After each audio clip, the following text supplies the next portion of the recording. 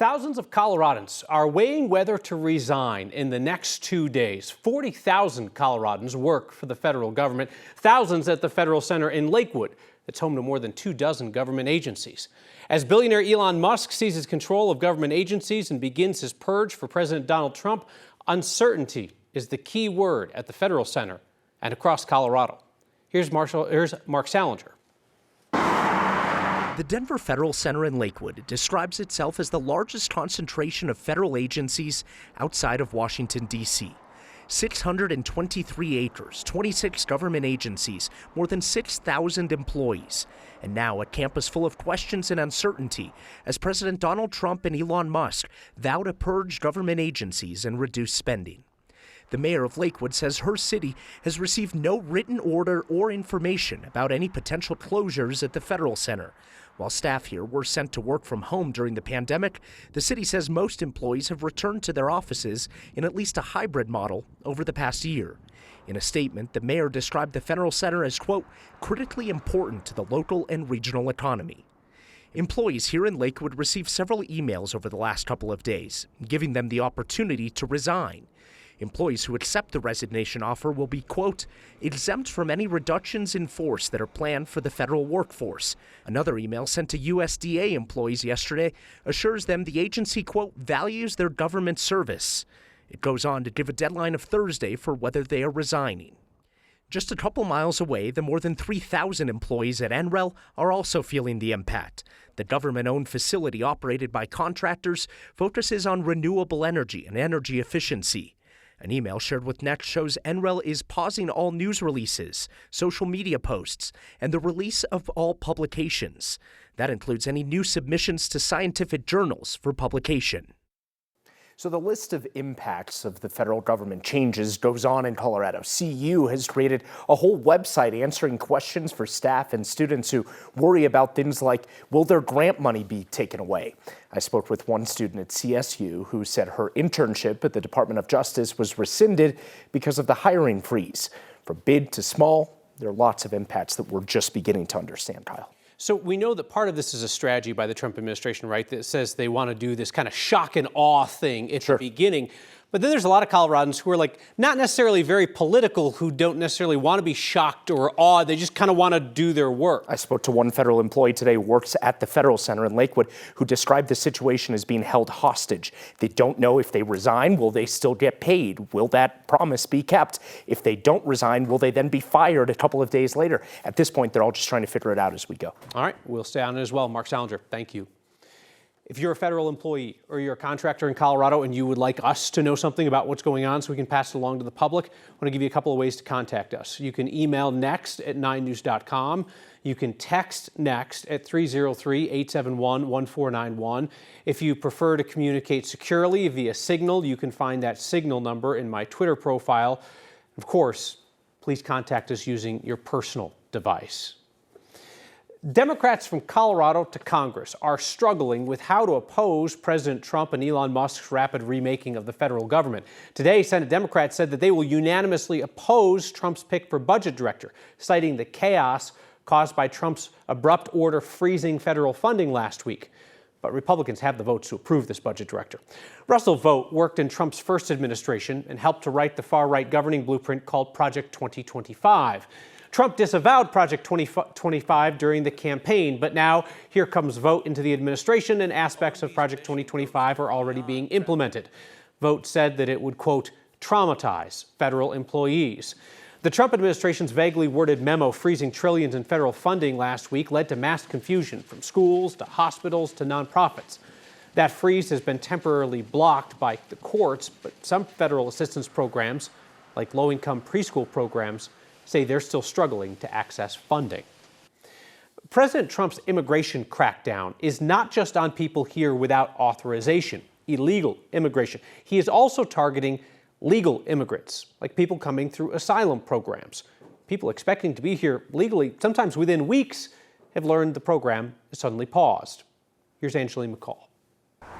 In just 4 years, around 100 refugees have found a home in Broomfield. We have people that have resettled here probably since 2021, and they're still getting family members to come over. Heidi Henkel, director of the Broomfield Resettlement Task Force, has worked with families, mainly from Ukraine and Afghanistan. But we're talking about different populations that we have made promises to, and we are breaking our promises. For people previously approved to come to the United States, they learned that approval is rescinded after an executive order signed by President Trump that halts the refugee admissions program, also known as USRAP. So that's probably one of the biggest shockers for our resettlements. Hinkle says a woman from Afghanistan was planning to arrive in Broomfield next week. But we found private everything. We found housing, we found airline flights, donated miles, and also dollars that said that, hey, we are committed to flying her here. She's now stuck in Europe after an email sent to her reading, due to the president's executive order, USRAP has been suspended for 90 days and is currently not processing cases. So it's just been really devastating to the family who's been working really hard and seeing that she's coming to Broomfield.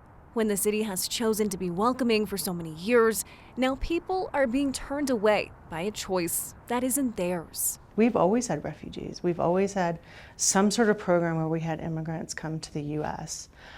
To say that we aren't already a nation of immigrants is ignoring our U.S. history.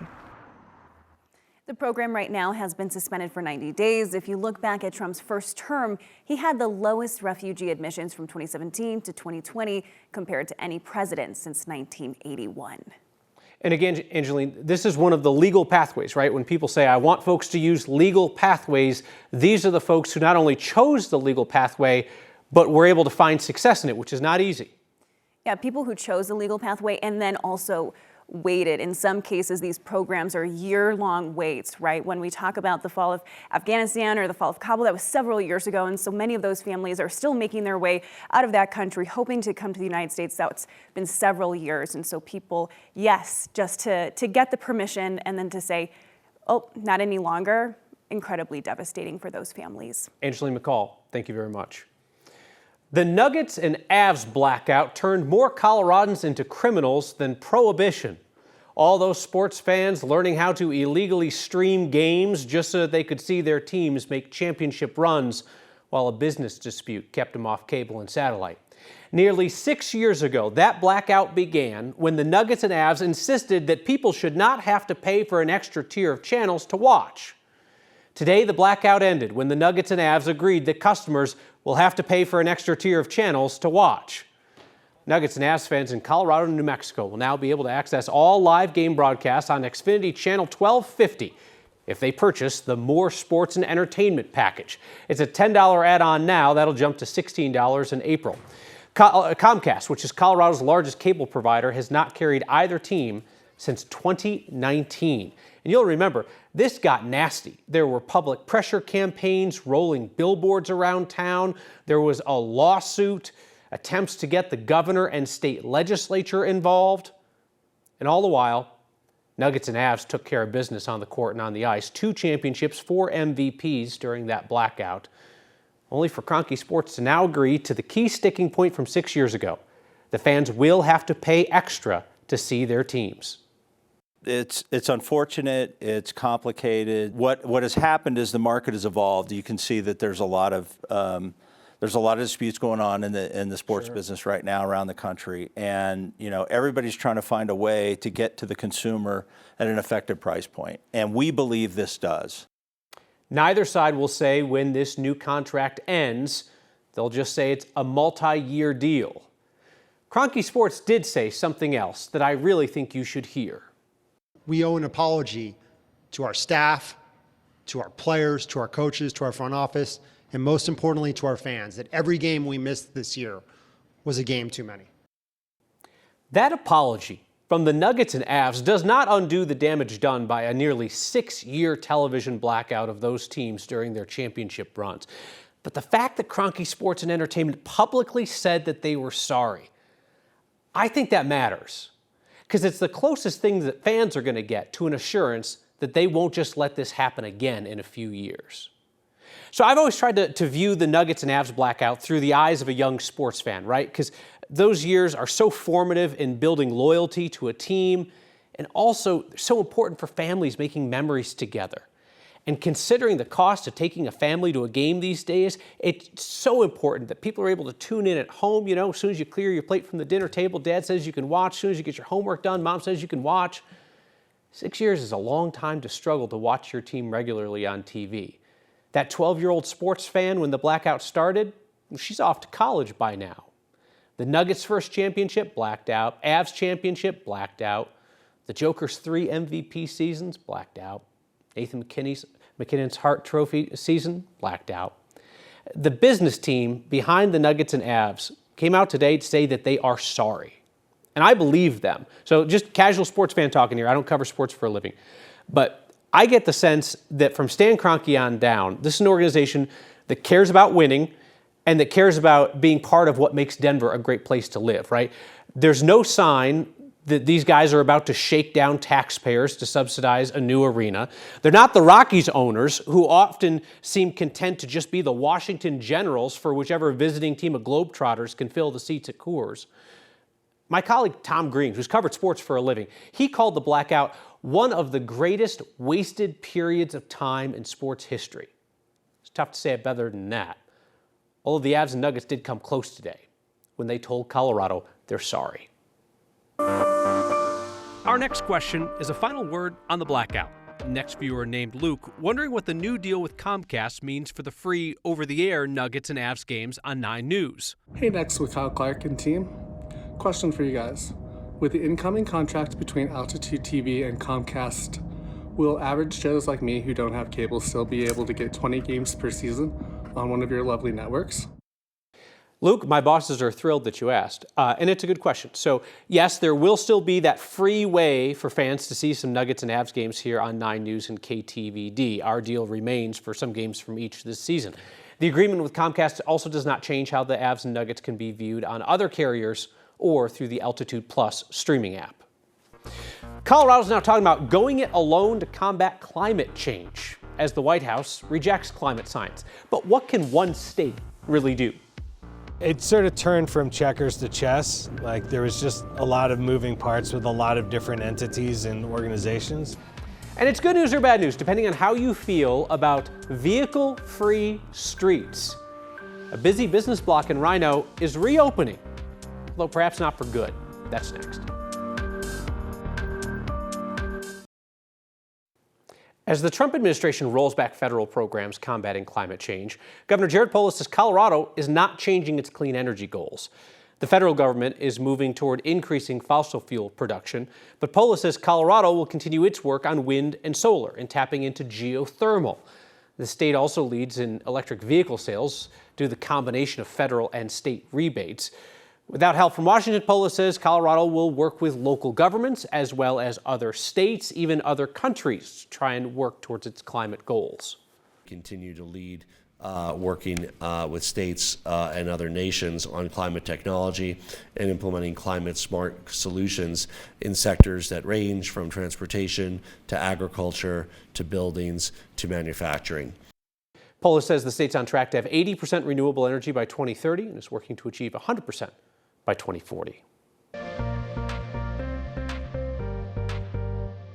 A wide variety of temperatures today, compliments of that very shallow layer of Arctic air. You noted it by the fog and the cloud cover, and temperatures were in the 60s to the south, the 20s to the east, the mid-40s in downtown Denver, and these high temperatures below average for much of northeastern Colorado. But with an overnight wind shift out of the southwest, the temperatures may actually go up overnight. We're currently 31 in Denver. The wind will be a big feature tomorrow, especially gusty above 7,000 feet. Gusts to 50 and 60 miles per hour possible, and that wind could move across the metro area and affect flights in and out of DIA. Tracking isolated snow showers in the mountains. Skies tonight, though, will clear, will stay dry in Denver. A few snow showers in the foothills, but the trend is for warmer weather. We just have a very windy day tomorrow. Above average temperature trend for Thursday and Friday. A cooler weather trend for the weekend with a chance for a few snow showers early on Saturday. It seems like it happened very fast to people who weren't involved in the process. It seems that way on the outside. A stretch of street in Rhino is opening to cars for the first time in years. There's already a behind-the-scenes effort to shut it down again. Hey, a reminder, a lot of people don't like this show, so you watching is a great way to make them angry. You can find us on 9 News Plus, streaming each weeknight at 6 p.m., and we're also a podcast. Remember back when streets were closed all over the place to allow businesses more space for patios during the pandemic? Most of those have reopened by now. A holdout in Rhino in Denver is just now reopening, but there are folks in that neighborhood that hope to close it to car traffic permanently. We are at the 2900 block of Larimer. Multiple restaurants, bars, breweries, distillery. This had been closed for about 5 years. Back in 2020, one of the city priorities was to try to create outdoor spaces for people to be in and socialize due to the pandemic. And the permit ended up expiring this past Sunday, which then caused us to have to reopen it.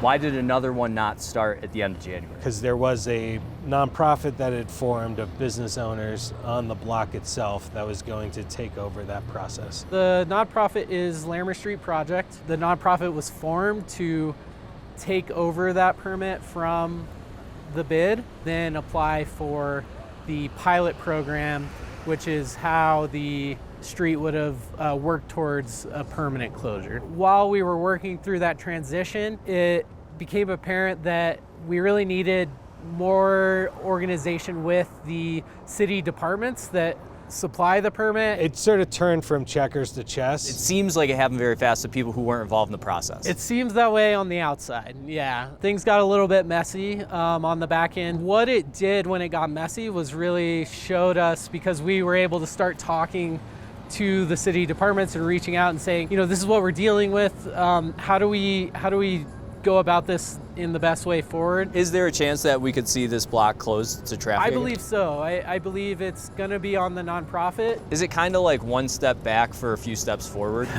I hope so. I definitely hope so.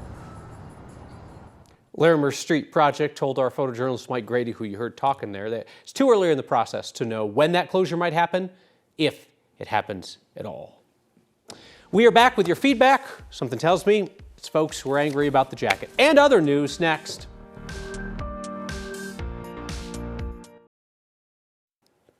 If I was a politician in Colorado or Xcel Energy, I would get in my bad behavior now, or at least over the next few months, while Marshall Zellinger is out of office.